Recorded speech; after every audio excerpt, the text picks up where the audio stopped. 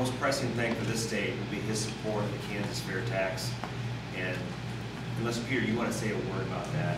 Well, yeah, the senator will be releasing a roadmap for Kansas recovery here in the next couple of weeks. But one of the things he has said publicly right now is he's going to take a look at the Kansas tax structure right now. And I'm sure the fair tax will be a part of one of the things he'll be looking at. We're going to look at the whole code.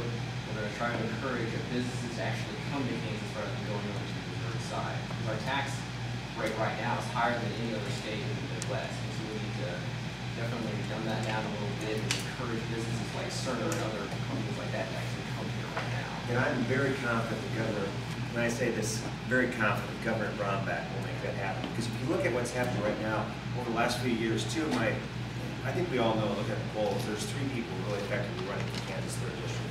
It's myself, Ms. Leiter, and Mr. Yoder. The fact of the matter is, those 2 people have voted time and again to raise taxes, gas taxes. We need people here in the state that will represent you all. You need to elect strong legislators. I submit to you that both those individuals are not quite ready for the promotion to the federal government because it requires something we don't have in it right now. Are there any Democrats that are tied in with either on this fair tax? You know, I don't. Yes, there is. The fellow down in the entire delegation to the United States Congress of Oklahoma is signed on as co-sponsors of the bill. That includes 1 Democrat. There are 4 Democrats total, and I can't remember the names of all of them. In the Kansas legislature, there are multiple Democrats who are willing to take very serious look at this, and it would appear that they're going to support it. They understand that most Kansans are pretty darn annoyed with our current circumstance and the budget in the state of Kansas. We've got some really peculiar circumstances down there, and I think Democrats and Republicans are willing to take a hard look at what's going to be required to fix it. One further follow-up to regards to this Constitution. You know, I mentioned before that our federal government is taking big steps to increase their power. We all know the United States Constitution, Yvonne has a copy right there, was meant to be a box for our government. We need to put the government back in the box. The only way we're going to do that is with people that understand that you work hard for your money, you expect certain things, you work hard, you need someone that will come out and talk to you, but fight for you and make sure that government is smaller. My promise to you all is not that I'll give you this program or give you 29-cent, slushes on Tuesdays, but to shrink the size of the federal government and let you all do what you do best with your money. If you shrink the size of government, there'll be less money coming into Washington. The reason I like the fair tax also is the fact that you only pay taxes when you spend money. If you're smart, you buy used, there's no taxes there.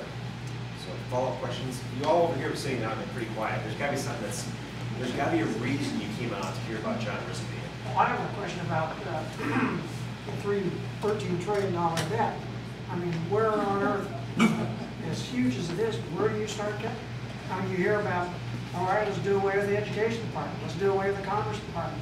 That to me would just be nickels and dimes. I submit to you that it's far greater than $13 trillion. Well, yeah, we all know it's upwards of $65, $70 trillion. And if any of you believe that there's $2.3 trillion hiding in the mountain in West Virginia near Parkersburg, I can tell you this right now, it's full of moths and crickets right now. Who took it to the coffee?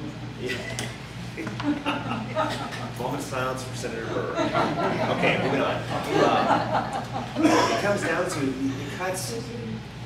We have to grow this economy. Once again, I go back to, with the economy, I'm a supply sider. You can grow yourself out of this, but we need to stop spending. Across the board, spending cut may be the option. Here's what I'm going to tell you. Right now, Democrats will paint a candidate like me. You're going to cut Social Security. You're going to cut Medicare.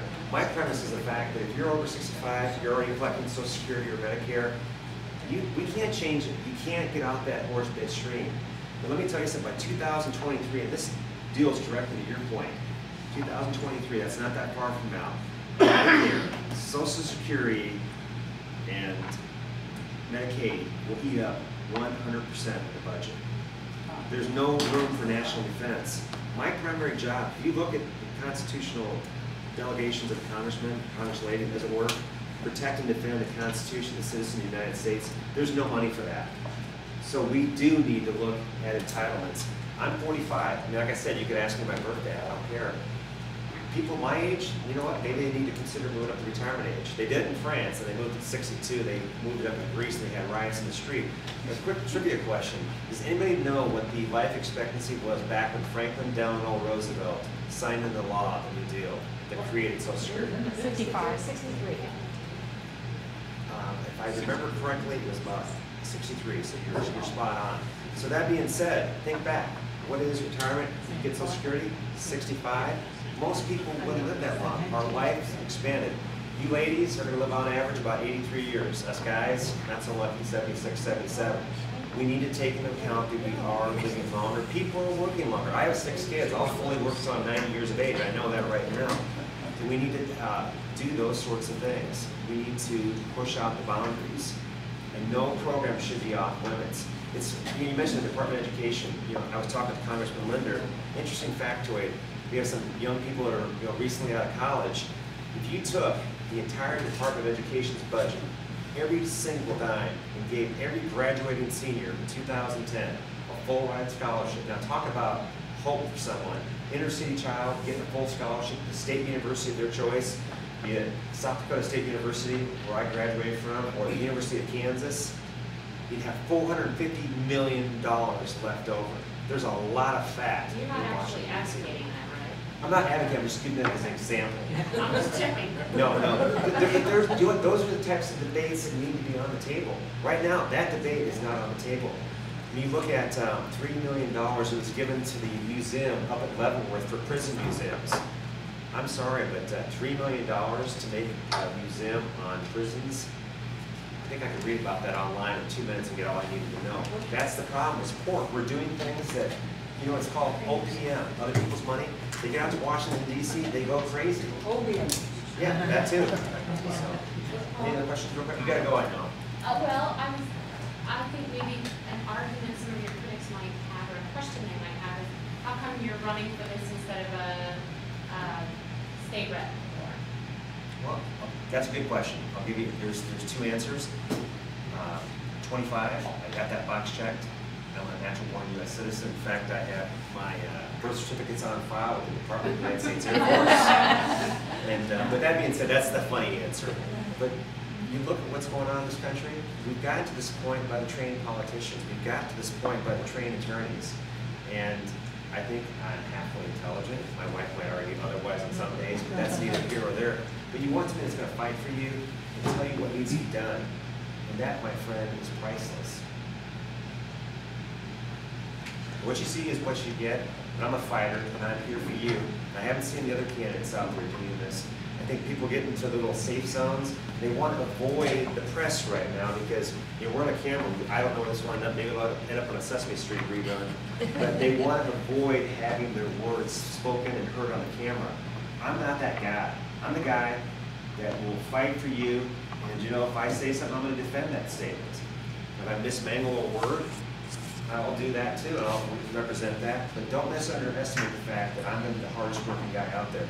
In this campaign, I have 6 kids. I balance that. I work a full-time job, and I'm running. Actually, I'm getting ready to take off my 6 weeks of vacation time to fight this battle to the very end, primary. But I'm a fighter, and I go down fighting.